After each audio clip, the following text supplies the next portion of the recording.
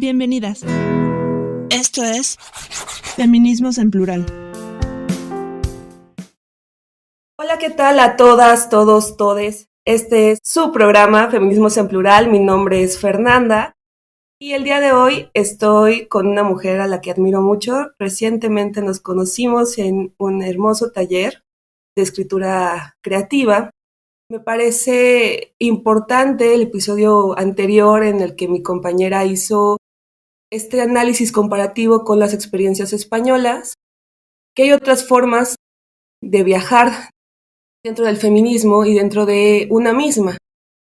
Quizás tu forma de conocer el mundo no se da a través de viajes jet set, sino a través de las letras.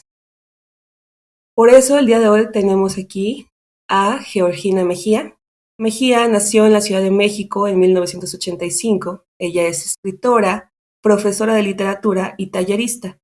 Ha impartido cursos y conferencias en la UNAM, la Ibero, Radio UNAM y el Museo de las Culturas del Mundo. Es una mujer extraordinaria que te invita a pensarte a ti misma, a repensarte a ti misma y a hacer algo que es muy hermoso, que es escribir. Bienvenida, Georgina, ¿cómo estás? Hola Fer, muchas gracias. Qué gusto por haberme invitado y me encanta estar aquí contigo. Pues cuando escribes por gusto, desarrollas nuevas formas de pensar tu historia y pensar tu vida cotidiana, pensar de lo que escribes y para quién lo escribes y con quién lo escribes. Habemos personas que nos dedicamos a escribir por trabajo, pero habemos personas que entramos al mundo de las letras por otras razones. Georgina, ¿nos podrías comentar cómo decidiste entrarle al mundo de las letras? Claro que sí, Fer. Pues mira, te platico que pues es una historia más o menos parecida a la de muchos autores, autoras, pues el amor por la lectura y más que por la lectura, por las historias, por contar y escuchar historias sobre todo, pues se dio desde que yo estaba muy chiquita. Mis papás pues son extraordinarios contadores de historias. Los puedo escuchar por horas, ¿no? Son excelentes conversadores. Y para mí la escritura, además de las lecturas que nos alimentan y los libros, y que sea un hábito constante, para mí la escritura también tiene mucho que ver con escuchar. Y seguramente tú lo sabes muy bien por lo que haces, tu labor, por tu activismo, por tu carrera. Si yo no escucho las historias de los demás, si yo no me acerco a las voces reales de otros, pues no voy a tener material para escribir en primer lugar, ¿no? Pero tampoco voy a desarrollar ese hábito de escuchar. Uh-huh. Para mí es súper necesario para la escritura.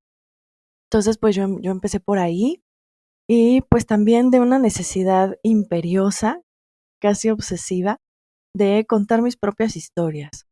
Creo que si bien no hay temas ni historias originales, eso es indiscutible, lo que sí es importantísimo es conocer los puntos de vista de diferentes personas, porque ahí sí, no todos hemos vivido lo mismo, no todos venimos del mismo lugar, no todos tenemos la misma perspectiva de un tema, una problemática, etcétera. Y para mí era súper importante, que en ese momento no era consciente, ¿no? Pero sí empezó a ser importante para mí, me daba cuenta de que faltaban relatos femeninos, relatos desde cierto punto de vista, desde otras voces, desde otras vivencias, otros contextos, y eso es lo que a mí me estaba faltando. Hay una escritora que me encanta, Toni Morrison. Ella es norteamericana, es de las primeras afroamericanas escribiendo, y ella justamente decía eso. Yo empecé a escribir porque faltaba la voz de gente como yo. Entonces yo puedo decir lo mismo también. Falta la voz de gente como yo, de mujeres como yo, que pues estamos en otro contexto, en otro ámbito sociocultural, económico, y está faltando esas historias. Faltan esas historias, pero también vamos despertando las escritoras. Eso me gustó porque te ves a ti misma como un sujeto. Muchas veces se les critica, ¿no? A los grandes autores de que ven a las mujeres como musas, Exacto. pero no las ven como escritoras, como iguales, Ujú. inclusive más potentes, ¿no? En algunas ocasiones Exacto. hemos escuchado historias de muchos matrimonios en las que les dicen a sus mujeres, entre comillas, tú no escribas porque me hace sentir mal, porque yo no puedo escribir a tu nivel y entonces, ¿quién va a ser el que trae el pan a la casa? Desde esas inseguridades machistas hasta el propio miedo de las mujeres de descubrir su propia voz, de decir, esto es lo que estoy diciendo yo, esta soy yo a través de las letras, requiere mucho valor. Sí. En algún ejercicio previo en el cual nos conocimos, tú nos comentabas que ya habías escrito y publicado un libro. Se requiere mucho valor para en una sociedad como esta, que les cuesta mucho trabajo leer, mucho trabajo acceder a libros Así es. en físico, decir, va, me animo, escribo, publico y me la creo como escritora publicada. No solamente soy docente, no solamente soy tallerista. Eso de alguna manera me lleva a pensar cómo surgen las ideas. Si bien hay escuelas que se dedican toda la vida, ¿no? Hay academia, ¿no? Que incentiva a cómo se debe redactar, cómo se debe escribir, qué es lo que debes proyectar. También hay opciones de formación no formal, no de carrera, por ejemplo, no de un posgrado, sino un tallercito, un ejercicio compartido donde también las mujeres aprenden. Durante tu presentación mencioné que eras tallerista. No sé si pudieras comentarnos qué es un taller. Concibo el taller en general, de la disciplina que sea, como el espacio más libre de todos. Yo vengo pues de la academia, ¿no? Tengo un doctorado en letras. Todavía no entiendo muy bien qué significa eso, pero sí sé, sí sé que pues tienes que seguir cierto rigor, tienes que dedicarte a la investigación, pero sobre todo tienes que manejar o aspirar a manejar cierto lenguaje. Ujú. Cierto lenguaje que deja por fuera todo asomo de subjetividad, de creatividad, de libertad de expresión. El lenguaje académico se ha convertido pues en una cosa robótica, ¿no?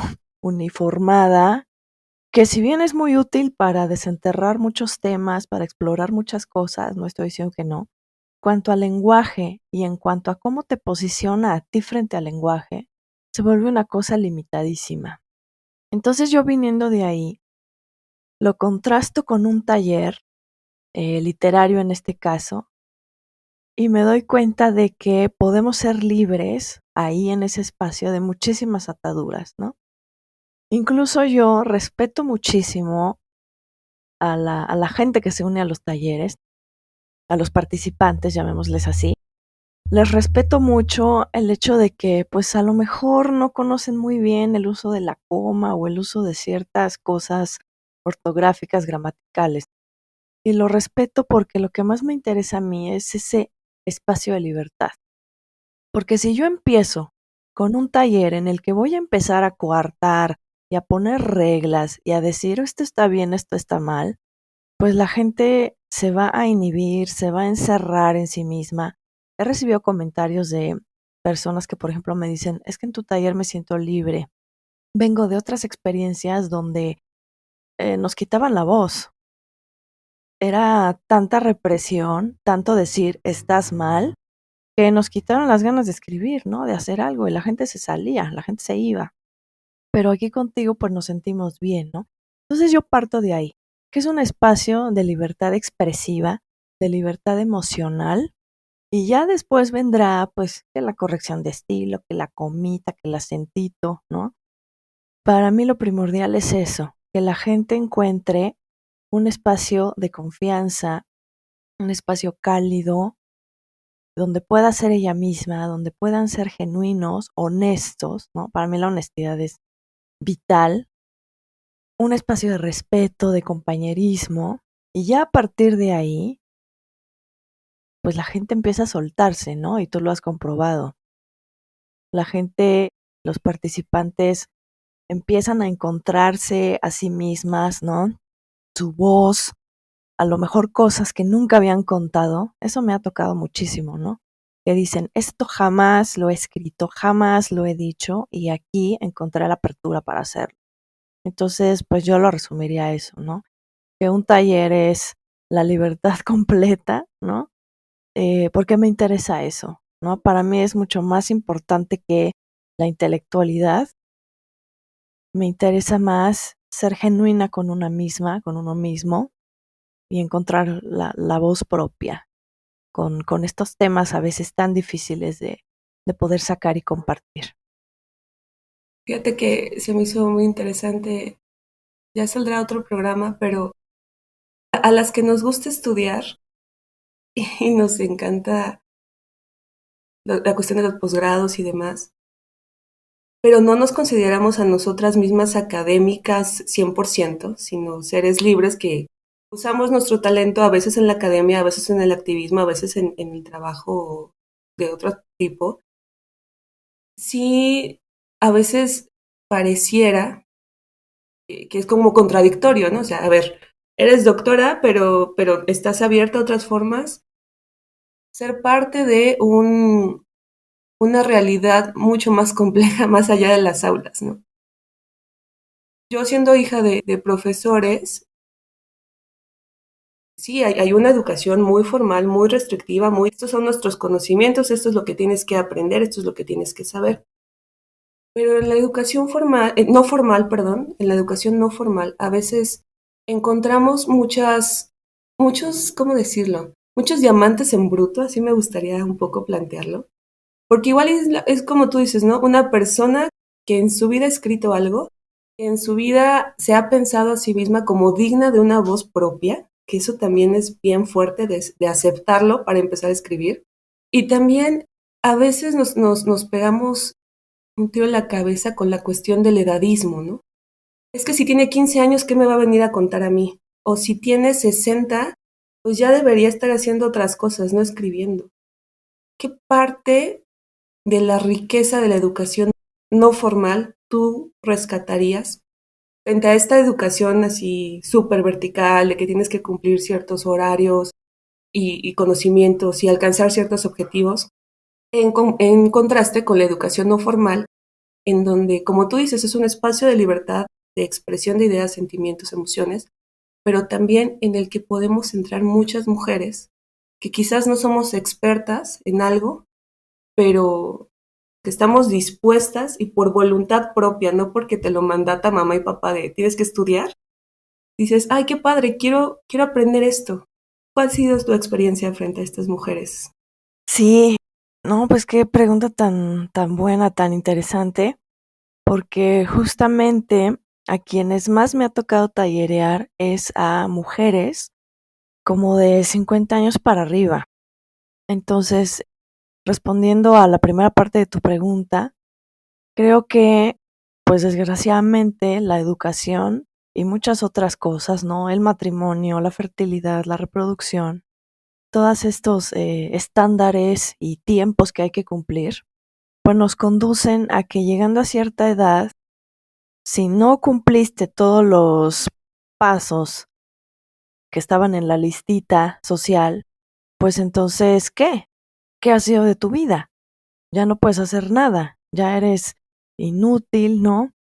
O incapaz de aprender nuevas cosas, porque pues ya, tu vida llegó hasta cierto punto, si cumpliste o no, híjole, pues ya ni modo, pero yo lo que he descubierto es que se acercan a mi taller porque tienen todavía muchas cosas que contar, o más bien, quieren contar lo que no han tenido la oportunidad de contar, lo que no han podido, ya sea por tiempo, pero sobre todo ha sido por tener que ser madres, por tener que trabajar y en algunos casos me ha tocado porque ya se murieron aquellas personas que les estaban quitando la voz.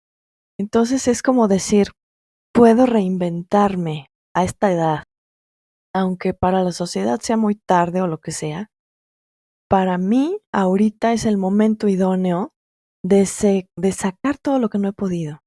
Me ha tocado tallerear mujeres que traen traumas brutales, brutales de verdad, y lo han sacado, lo han podido sacar, como que estaban esperando que yo nada más le diera un empujoncito y órale, ¿no? Se sueltan, cuentan cosas que jamás habían contado, que jamás habían puesto en papel, que jamás habían compartido.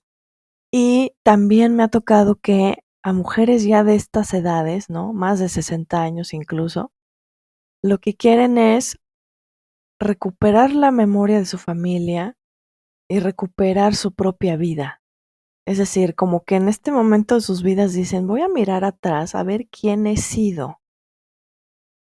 Y a mí lo que me encantaba era que algunas participantes se iban hasta la infancia. Y yo decía, wow, ¿cómo pueden tener todavía recuerdos tan vívidos, tan especiales de la infancia? Y algunas todavía lloraban cuando contaban ciertas cosas y dices, lo traen desde hace 60, 50 años y todavía les mueve emociones. Sin que yo me lo proponga, pero la escritura pues ha sido terapéutica, sanadora para estas mujeres, ¿no? Por otro lado, pues sí, hay mujeres que han publicado, que han ganado premios, que están en el canon literario de este país. Y bueno, no quiero decir nombres, pero yo me he asomado a algunas de sus obras porque, bueno, pues como estoy en esto, pues le quiero echar un ojo a lo que hay. Y la verdad es que no encuentro nada que me interese, nada que me mueva, nada que me haga decir, órale, estoy descubriendo algo que antes no me había dado cuenta. Y entonces, pues no sé, ahí también me cuestiono muchas cosas de qué se está publicando. Cuando tienes gente, mujeres, para hacerlo más específico, tienes mujeres que no les interesa estar publicadas, no les interesa tener premios, pero sí tienen esta necesidad tremenda de revisitar su vida, de reconstruirse a sí mismas. Y entonces a mí me encanta estar en ese lugar, ¿no? Ser esta guía, ser esta testigo de cómo van creando este proceso. Y la verdad es que pues para mí es muchísimo más valiosa esa labor, esas historias y pues también, ¿no? Con el taller de mujeres en la calle que llegó gente más joven, chicas más jóvenes y pues también esa visión de las que tienen mi edad, ¿no? O de las que estamos más o menos ahí en la misma generación, pues también me interesa este compartir experiencias, este compartir, a ver, ¿a ti te pasa más o menos como a mí? Sí o no. ¿Qué diferencias, qué semejanzas hay entre las voces? Y al mismo tiempo, en mi labor de maestra, pues estoy con niñas de 15, 16 años. Entonces, digamos que a mí me encanta pues tener la oportunidad de visitar todos estos espectros de edad de mujeres que ya estamos ejerciendo una profesión, que no somos madres como la sociedad nos dice que tenemos que ser a esta edad, Ujú. y que al contrario, ¿no? Nos estamos desenvolviendo y desarrollando profesional y personalmente. Ver a las niñas de 15 a 16 años que se quieren comer el mundo, y yo me reflejo ahí, obviamente, pero también las mujeres de 50, 60 años, que es la edad en la que también está mi mamá, y que entonces a mí me plantea, ay, pues yo para dónde voy también, ¿no? Es posible reinventarse y revisitarse a esa edad, y no solo es posible, sino que es necesario. Todo eso es lo que he aprendido hasta ahora, ¿no? Que sé que pues voy a seguir aprendiendo mucho más. Me gustó mucho esta revisión como de las más grandotas a las más chiquitas. Lo que nos estás diciendo es que básicamente cualquier mujer puede entrar a este taller siempre y cuando tenga esa inquietud, esa curiosidad. ¿De qué va el taller Mujeres en la Calle, que fue en el taller en el que te conocí? Cuéntanos. Para mí la calle ha sido un lugar importantísimo. Pues desde chica recuerdo largas caminatas con mi padre y además pues él las iba acompañando de conversación, entonces pues eran experiencias maravillosas, ¿no? Conversar e ir caminando, pues eso es invaluable. Y pues ya después, cuando yo tuve edad de caminar sola, de explorar yo por mi cuenta, de perderme muchas veces, claro está, y de tener que regresar sobre mis pasos, pues fue otra cosa. Para mí era súper importante la observación también. Observar a la gente es uno de los pasatiempos que más me encantan, ¿no? Sentarme en una banca cualquiera y ver a la gente pasar es una maravilla. Además, como escritora, pues de ahí salen historias, de ahí salen personajes, de ahí salen descripciones. Y bueno, fui también explorando la historia de la ciudad. O sea, para mí, calle y ciudad pues es una unión indivisible que por todo el movimiento y por toda la dinámica de la Ciudad de México, digo, hablo de aquí porque aquí nací, lo he aplicado en otras ciudades que he visitado y bueno, obviamente la experiencia es muy distinta. Pero acá, con tanto movimiento, con tantas dinámicas que observar, para mí era lo más rico, ¿no? O sea, era como una caja de tesoros de experiencias, de observaciones, de capas históricas. Y entonces, pues a mí me empezó a interesar muchísimo, ¿no? ¿Cómo es la dinámica de la gente con la ciudad? Porque más bien parece que, o bueno, yo me lo preguntaba, ¿quién hace a las ciudades? ¿Su gente? ¿O la ciudad está como que simplemente ahí y la gente está ahí para llenarla? No sé cómo responder a eso, me lo preguntaba. Pero entonces tienes que ver, pues, cómo son las dinámicas de cada grupo social respecto a la calle. Y en mi caso, pues, lo que obviamente me iba a interesar más, pues, era el género femenino. También a raíz de, pues, todo el problema que hemos tenido de inseguridad, acoso en las calles, ¿no? De desapariciones, que bueno, pues recientemente acabamos de tener este caso tremendo de Devani en Nuevo León. Entonces, pues para mí era preguntarme, bueno, ¿cómo vivimos la calle las mujeres? Y lo exploré en un libro, de hecho lo empecé a escribir hace 10 años, en 2012, que es un libro que retrata o intento retratar la Ciudad de México de los años 40 y 50. Y mi personaje es una mujer que le encanta el cine de oro, le encanta ir al cine, le encanta Pedro Infante, pero ella viene de un pueblo pequeñito y se encuentra con la gran ciudad. Y entonces ella se propone ser económicamente independiente, se propone trabajar, se propone estudiar, pero al mismo tiempo está recibiendo como todo este machismo desde el cine, desde que no, tu mujer tienes que vestirte de tal forma, tienes que guardarte en tu casa ciertas horas, ¿no? Entonces para ella es un conflicto que finalmente resuelve siendo súper independiente. Bueno, no les cuento más de la historia, pero ella termina sola, se iba a casar con un cuate, pero bueno, finalmente pasa algo que no, ya no concluye eso, pero para ella es la libertad total. Y hay una frase que dice algo así como que toda la ciudad era ya suya y ella se reconoció como libre en esa ciudad. Era fuerte y libre en esa ciudad. Aunque para todos los demás no lo era, para ella sí. Entonces, como viniendo de un pueblo, se come a la ciudad con su fuerza, con su valentía, con su independencia. Pues para mí ha sido un tema obsesivo, ¿no? Fundamental.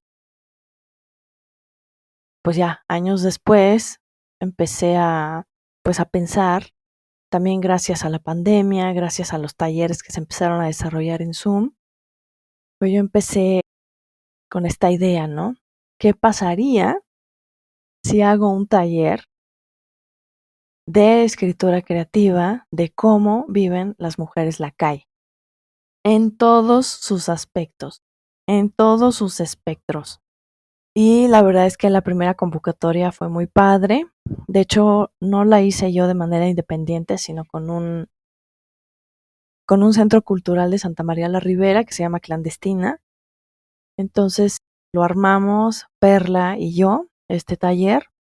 Pues la convocatoria fue muy buena y lo padre fue que llegaron participantes de muchas partes de la República, de Ciudad Juárez, de Chilpancingo, del Bajío, bueno, de la Ciudad de México, pero tener esta pluralidad de voces, de edades también, pues fue riquísimo y yo dije, no, pues creo que no pude haber tenido una mejor idea que esta.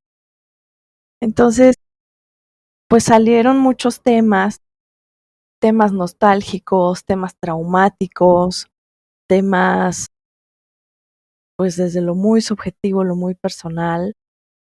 Alguna otra chica participó pues con algo como más académico, más como de cifras, ¿no? Más o menos. Pero todas perspectivas interesantísimas. Y entonces también para mí, que me preguntabas hace rato qué es un taller, pues creo que también es sin duda la gran fortuna y posibilidad de tener diferentes puntos de vista en un solo espacio, dialogando con respeto, con libertad, con confianza, y eso pues a mí me ha enriquecido muchísimo. Hasta aquí llegamos con nuestra primera parte de la entrevista con la doctora Georgina Mejía. A veces la plática se pone tan buena que nos da como para 2 episodios. Es por eso que decidimos cortar en este punto para poder más adelante disfrutar de tips, consejos y recomendaciones para las mujeres escritoras que nos escuchan allá afuera. Un gusto, como siempre. Mi nombre es Fernanda y esto fue Feminismos en Plural. Gracias por escucharnos. Hasta la próxima semana. Síguenos en nuestras redes sociales, Facebook, Twitter, YouTube e Instagram.